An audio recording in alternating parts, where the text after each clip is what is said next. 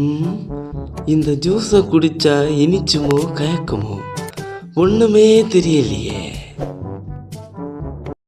ஏய் என்ன கோட்டரை வாங்கி வச்சுட்டு சோகமா உட்காந்துருக்க, என்ன விஷயம்? ஆமாண்ணே, வாழ்க்கையில நான் எல்லாத்தையுமே இழந்துட்டேன். ஒரே கஷ்டம், ரொம்ப கடன் பிரச்சனை, வீட்டுல நிம்மதியே இல்லை. அதான் நான் என் ஃப்ரெண்ட இதுக்கு ஏதாவது ஐடியா இருக்கா அப்படின்னு கேட்டேன். உடனே அவன் சொன்ன, ஒரு கோட்டரை வாங்கி அடி எல்லாம் சரியாகணும். ஆனா நான் முன்ன பின்ன கோட்டரை அடிச்சது இல்லை, அதான் எப்படி அடிக்கிறதுன்னு பாத்துட்டு இருக்கேன். இந்த ஐடியா சொன்னது யாரு? உனக்கு ஃப்ரெண்டா? ஆமா. ஏய், அவன் என்ன உனக்கு ஃப்ரெண்டாடா? ஏன் இந்த கோட்டரை அடிக்கிறதுனால உனக்கு எவ்வளவு பிரச்சனைகள் வரும் தெரியுமா? இந்த கோட்டரை அடிச்ச உடனே உனக்கு கஷ்டங்கள் எல்லாம் தீந்துருமா? ஏய், இந்த பாரு, இந்த கோட்டரை அடிச்சா உன்னை இருக்கக்கூடிய கஷ்டத்தை விட இன்னும் கஷ்டம் கூடத்தான் செய்யும். இந்த கோட்டரை அடிச்சேன்னு வச்சுக்க, உன்னுடைய கிட்னி ஃபெயிலியர் ஆகிடும். என்னென்ன சொல்லுதியா? உன்னுடைய நுரையீரல் அழுகி நாசமா போயிடும். அப்புறம் கஷ்டத்துக்கு மேல கஷ்டம். பாரு, யாருக்குதான் அந்த உலகத்துல கஷ்டம் இல்லை? என்ன எடுத்துக்க, எனக்கு எவ்வளவு கஷ்டம் இருக்கு உனக்கு தெரியுமா? எவ்வளவு கடன் பிரச்சனை இருக்குது.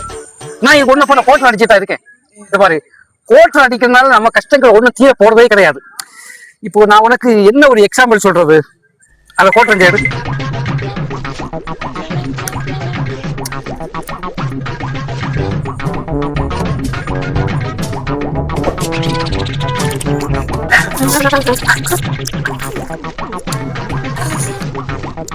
இப்ப அந்த கோட்டரை நான் அடிச்சுட்டேன்.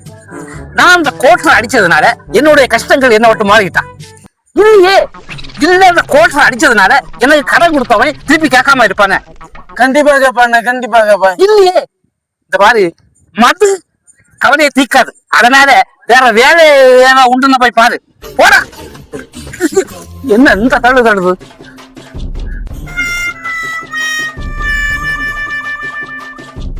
அடங்கொம்மால நமக்கு அட்வைஸ் பண்ணி தெரிஞ்சுட்டு ஒரு கோட்டை சொல்லிட்டு போய் நானே.